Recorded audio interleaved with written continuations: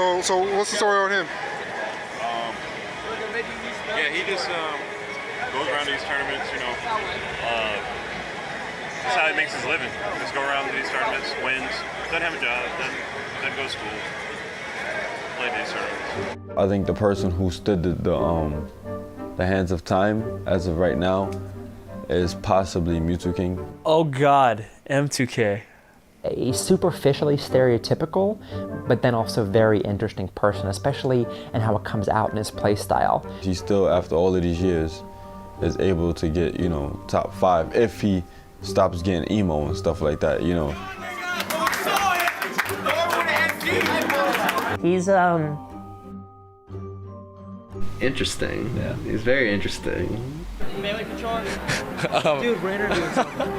Do you think you can make a quick announcement before? I need you to go somewhere else. All right. A bit weird, but I like him.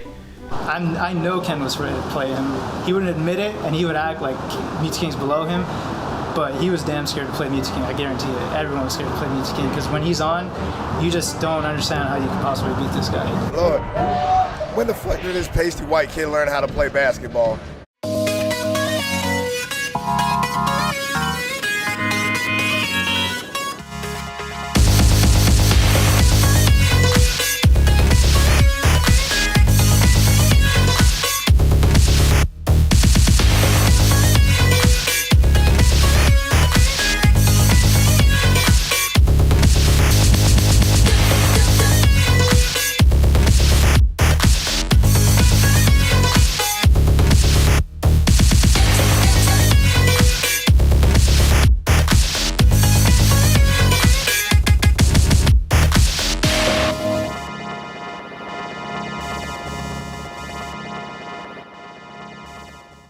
Congratulations to PC Chris. He came in at the beginning of the season, stunned everyone by beating Ken. He outlasts everyone else. They took it off the pro circuit, which was really upsetting for us because that's part of what creates the hype, is being in this environment with hundreds and hundreds of video game players. MLG, they bought Smashboards. They obviously believe in Smash as a competitive game, and like part of it has to do with just Nintendo's a pretty reluctant company to work with. You know, through all the years of doing events, I've seen Microsoft and Sony, and they just understand that like competitive gaming's big. It means something for them, and they want to work with you. Like, you know, they've tried to help us along or brought developers over. Nintendo's kind of been very much the opposite, where they don't really embrace in competitive communities at all. They're difficult to even get streaming rights. Like, we haven't even asked them for like TVs, money, anything. Like, just can we show this game that we believe in, that you created, stream it for our professional events, and they've been reluctant to even do that.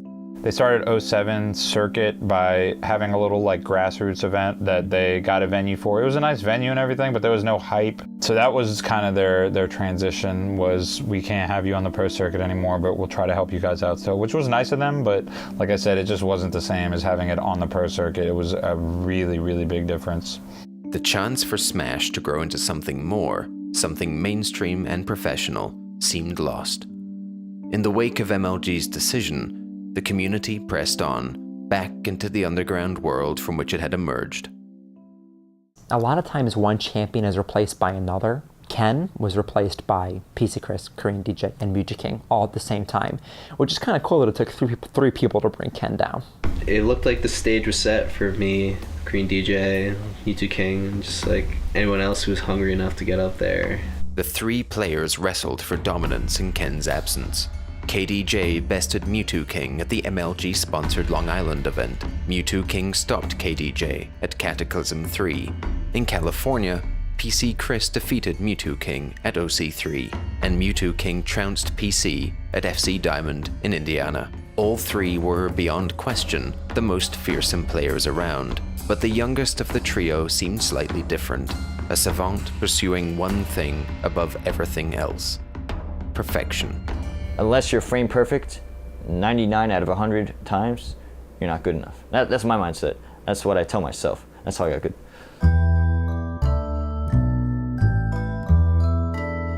He's so into frames, he's so into the tiny little details. Just thinking about theories and logic and the steps. I'll do like up air and fast fall like the next frame so that I can hit them just barely, but they can't hit me. And if somehow the up air misses, I get a double jump nair and stuff like that. I did that at MLG. I just trained and trained and trained like up 3 hours a day for like 2 weeks. Everyone makes a joke that to be good, you have to like sit in your basement for hours on end, over and over again until you finally have an understanding for the game. No one actually does it, except for Mewtwo King. Try to be as perfect as possible, and if there's some area that's not perfect, it's like, how can I make this a little better? Super Doodle Man and Mewtwo King with their frame data on get-up attacks, on moves being thrown out, distances on wave dashes and wave lands. I spent like 2,000 hours on that shit, just double checking and triple checking just to make sure it's as absolutely accurate as I could possibly get it. He's very focused on whatever his objective is, and it can work for and against him a lot of the times. I beat Super Mario Bros. Original on NES. I beat it when I was 5. I made tons of like pixel art and stuff back then. It's just something I started once, so it's like, I'm gonna make a big maze, and literally 90% of it, I drew line by line, pixel by pixel. I don't know that he's ever confirmed, where he is on the autistic spectrum, whether he's got a little bit of Asperger's or not. I certainly don't want to make any judgments, but he's in that vein. He's in that Rain Man world. Mewtwo King can, in fact, recite many, many, many digits of pi, enough so that you have to tell him to stop when he's doing it.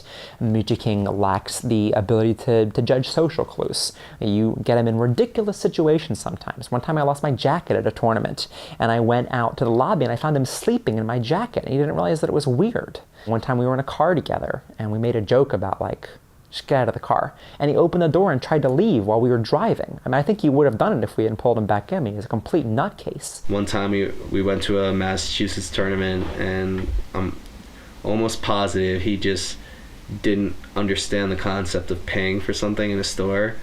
So he walked into like a gas station and just took like a Mountain Dew and left. And I was like, yeah, I'll just pay for that.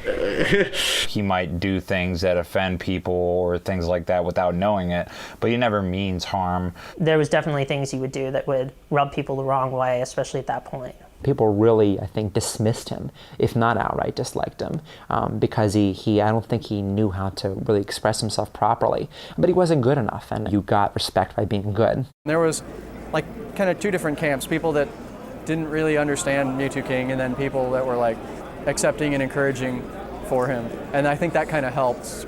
He honestly, back then, all he cared about was Melee. It was all Smash. So like any relationship I had with him was only involved playing video games, unfortunately.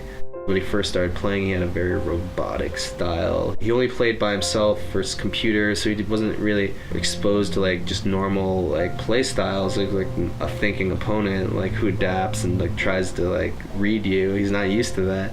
So he struggled at first in the community, like playing wise. He was a scrub. He wasn't a natural by any means, but he had a work ethic at the time that was unmatched, and for most players still is unmatched. It was I think Melee FC's 3 or 6. We actually found Mewtwo King 3 in the morning. He was still holding on to his controller, sleeping with it, and he was actually pressing the R and L buttons like sleepwalking in his sleep. And we couldn't believe. We like poked him. He didn't wake up. It's not like he was faking it. He was dead asleep, but he was just still going at it. They all said I sucked, and then I was like, well, I'll prove you wrong then. That just made me want to prove them wrong. At 05, Ken and Umbreon, they both 4-stocked me. The next year, I beat Ken to 3 out of 5 set of Fox. The next year, I 3-stocked him in 3 different occasions in Martyrs.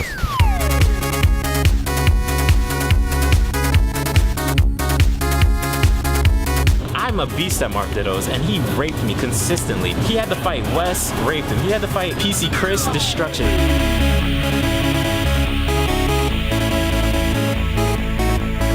When I saw that Marth, I was like, he's gonna be the best player in the world. If I get a hit, I want to take it as far as possible. It works, the best possible method. This is what you do in every scenario.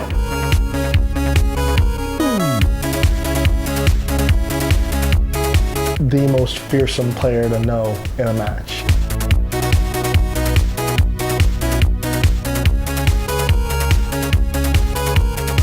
He just became amazing.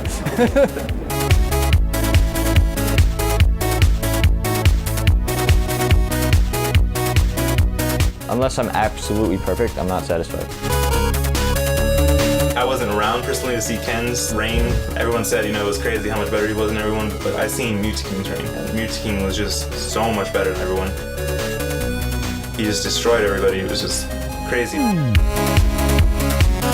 It was 1, 2, 3. That's it. First stop, gone. I just rage quit it. I said I couldn't do it. People are cleaning up after him. People remind him to bring his coat. They buy him food. They worship him. Usually people wouldn't give him the time of the day. But now that he's a god of this game, people will do anything that he wants. The power that he holds by being so excellent, you have to respect it. I'm like proof that a nobody can become number 1. In Melee, Mewtwo King was near perfect, but his obsession was for a game which it seemed would soon be made obsolete. There's one more title I guess I should mention that will turn that fight into an absolute brawl.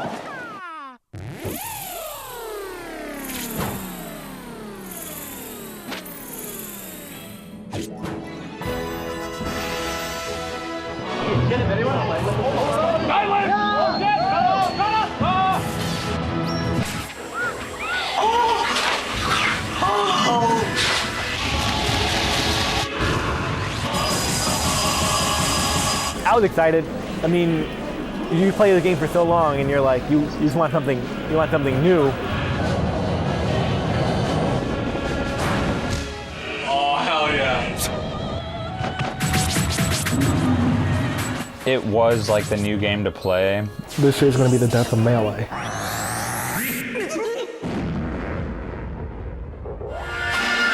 So beautiful. And trust me, it's the best Smash Brothers ever, by far. We drove to this distant GameStop outside of Philadelphia because it's the only one that was doing a midnight release. We were so hyped, new characters. Melee was so good, so fast, so exciting. It's gonna be part 2. We had the fest at my place, in my apartment. We had about 4 setups. We're playing it. And we're playing it. We're playing it.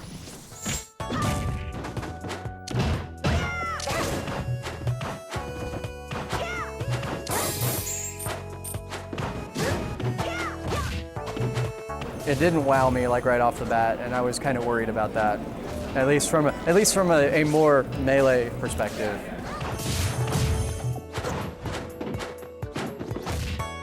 It was so slow, not what we expected at all. We tried to make it fun, I guess, but after a while, after a few months, it became clear that the engine was just designed to really, really reward defensive play. There's just little room for combos, exciting match play, whereas it's more just who gets hit less. Everything that made Melee great, the combo system with hit stun, the various movement options, it had all been lost in translation. A lot of them felt like Brawl was intentionally made to not be a competitive game, which is true. This is going to be a direct shout out to Sakurai, but gaming got to where it is today because of its hardcore competitive audience that it was targeted towards 10 years ago. And I don't hate on the fact that we and other gaming companies are trying to increase and widen their audience, but at the same time, I feel like Nintendo this time pushed it too far and they cut out their competitive audience.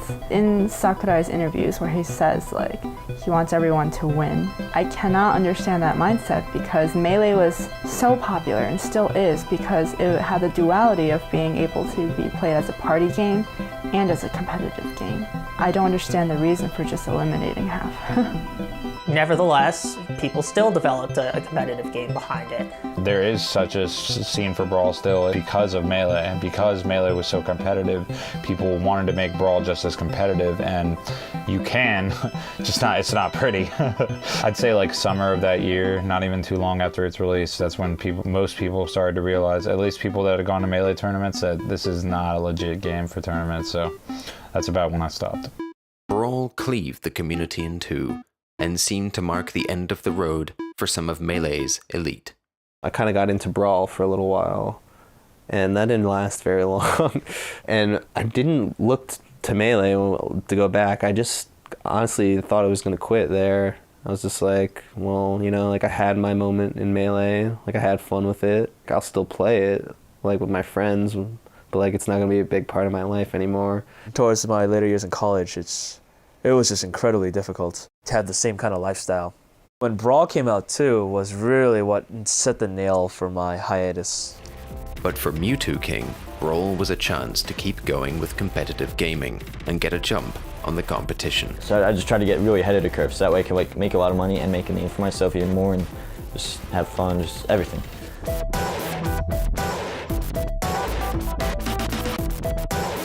I have fun playing Melee because he's fast and I like combos. He feels like the only Melee character.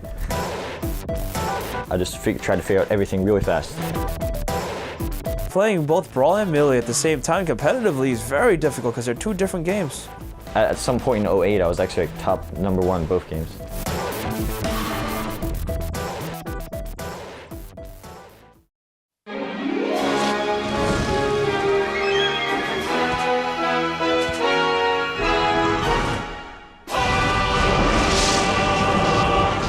After MLG, Melee found a temporary home in the lineup of Evolution, the premier fighting game tournament in the United States.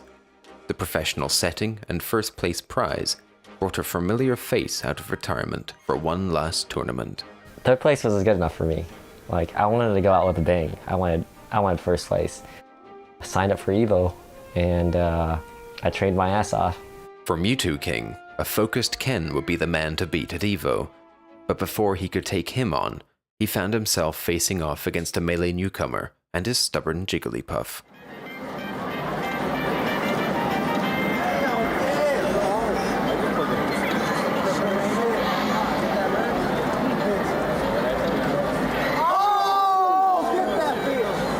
I remember Hugs talking to me about, like, I went to a California tournament and I was like, yo, who should I watch out for?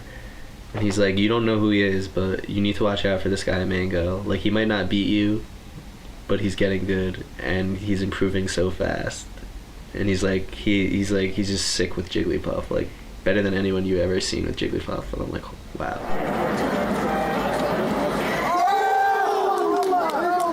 Usually when you ask something, they're like, oh, watch out for this guy, blah, blah, blah. Like, he like went out of his way to warn me about Mango. So I was like, this guy must be legit.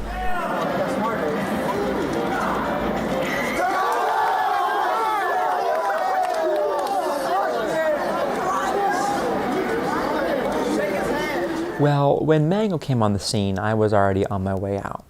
I was already a little too old, and I was already not quite good enough, and blah, blah, blah, blah, blah. So I was able to view it kind of on the outside. He was a hurricane force, and when he beat Mewtwo King, everyone said that it was a fluke, including myself. I thought, you know, it was the middle of the night, and he was on West Coast time, and Jigglypuff, please, that's not a real character, you know, et cetera, and I made a lot of excuses, and then Mango continued to win tournaments. What the fuck was that? Oh no!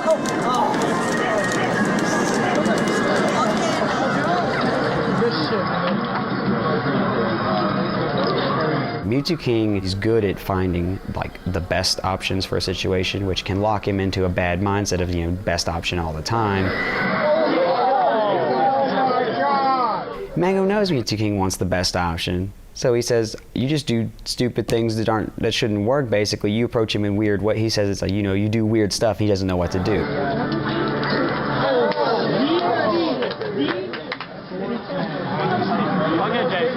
He's not saying, okay, I'm going to wait for, you know, half a second, then run up and grab you, then up throw you. No, he says, I'm going to wait, and you're going to do this. You're going to roll because I'm forcing my will on you.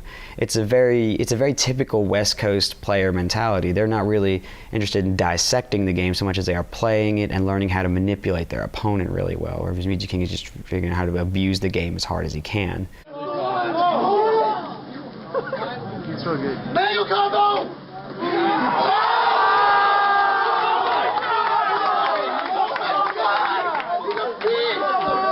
He's a robot, he's really good, his combos are amazing, but once you get in his head, it's downhill for Mewtwo King. Ladies and gentlemen, a Jigglypuff Ditto. Go for Dan. Go for checks and Mango. Yeah!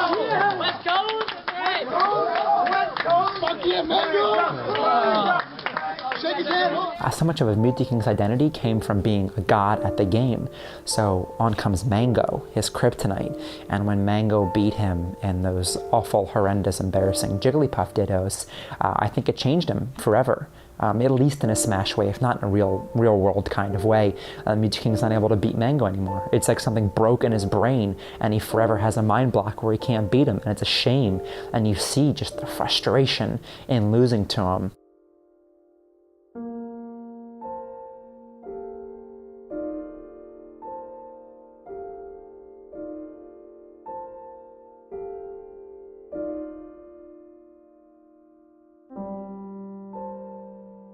He loses one match or two matches and that's it. He's done for the tournament. He can't bounce back from it. He's not like a Ken or a Chuda. He doesn't like the adversity. He doesn't like being cheered against. He doesn't like not understanding what's going on. And those things there, I really saw frustration and anger in him. It used to be everyone rooted for Mewtwo King, and then by the end people were rooting against him, and then to see him fall to Mango was very heartbreaking for me. It's very sad. I have like depression problems. Like when I'm like not playing good in a day or just feeling down for whatever reason, I just get depressed, and then it's a really big problem I have. I just get depressed and then I just like don't feel like playing anymore. I don't know. I mean, I know it's a genre, but it's like it's also the truth.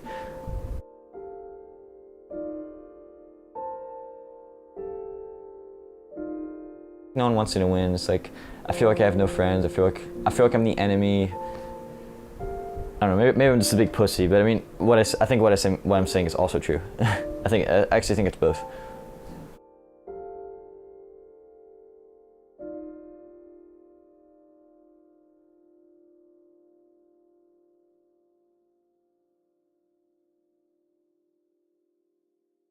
Even as we still decided to stick with the Melee, not all of us did. Numbers were starting to wane. These events used to be like 40, 50 people in the tri-state region, starting to dim down like 20. And you're really concerned, like, is this the end? Melee looked like it was on its death throes. And it's like, let's just do one more, as a farewell.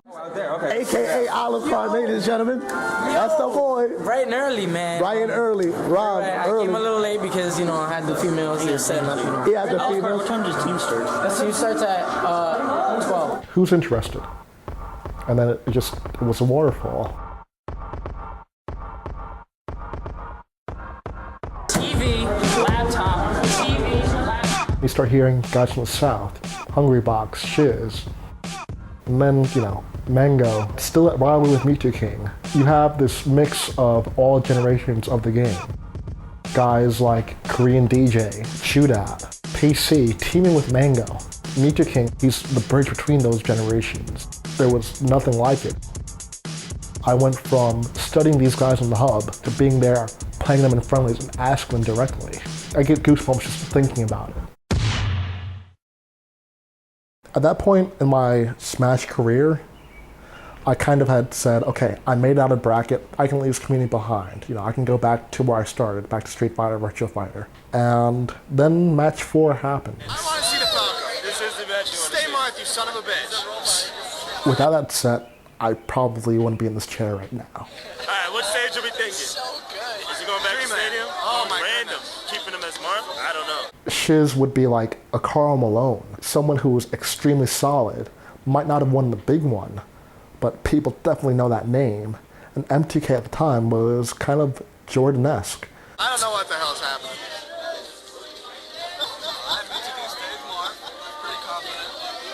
Why wouldn't he be? Shiz was the one that everyone was screaming for and wanted to see advance.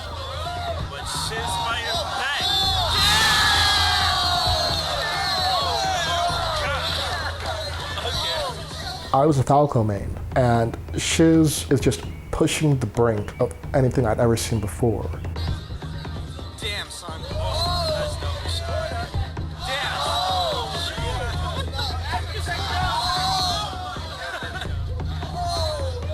Yo, the Shiz was for real.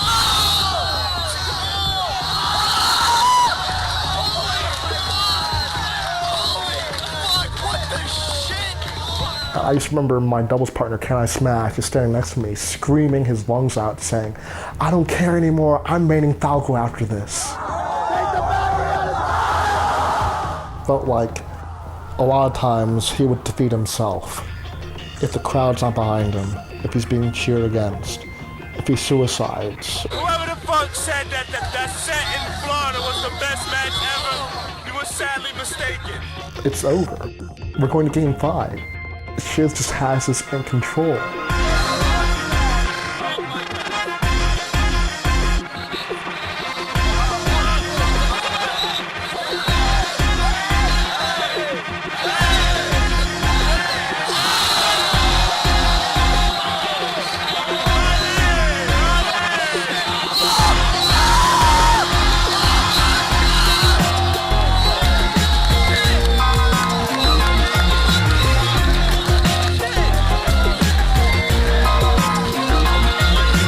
I can dominate, I can take over the game at any point I choose to. You make one mistake, that's all it takes, because I know how to get rid of you. If you pull victory from the jealous defeat, there's no other ways from saying it. Match 4 became the most watched of all time, and, just like that, a community which seemed destined to fade away was revived, thanks in part to a robot. Yeah, he lost to Mango afterwards, but he was able to recover, where most players just mentally would have been crushed. If I see, Apex 2016, and he gets top 3 in Melee, top 3 in Brawl, I wouldn't be surprised. I don't think that a lot of people would have gotten to know him, possibly because of the social barrier between him and other people. But I think he's made real friends that he's been able to hang out with and spend time with and make a connection with because he was good at the game. Not because he played it, because he was good at it, because there was a difference. He started hanging out with us, we actually got him to drink. And I don't know, just talk, just to hang out and not play Smash, not talk about Smash. Over the years, I must say that, he's changed for the better. He's always trying to help people with stuff. He have helped me with Melee. I mean, if you talk to M2K now versus 5 years ago, he's way more personable, he's definitely improved in that respect, so. I feel like the Smash community kind of helped him a little bit, in terms of if he was playing an online game, he might still be the same, he might not have that communication, when you're talking, developing real relationships, that definitely helps out. He's gotten plenty of friends from Smash that helped him, kind of mold him to the person he is now, the real Mewtwo King.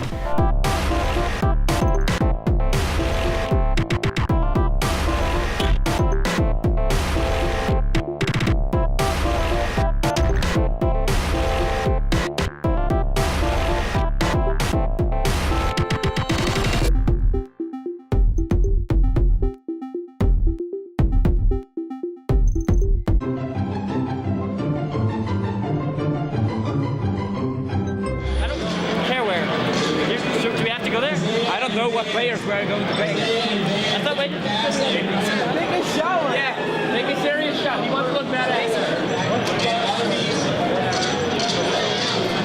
one normal winning picture.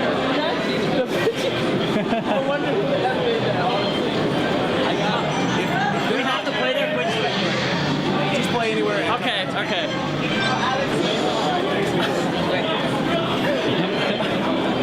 What was that? The Ginyu Force. Yeah, still, no. What we can play anywhere. Yeah, but against Boost. That's a good point.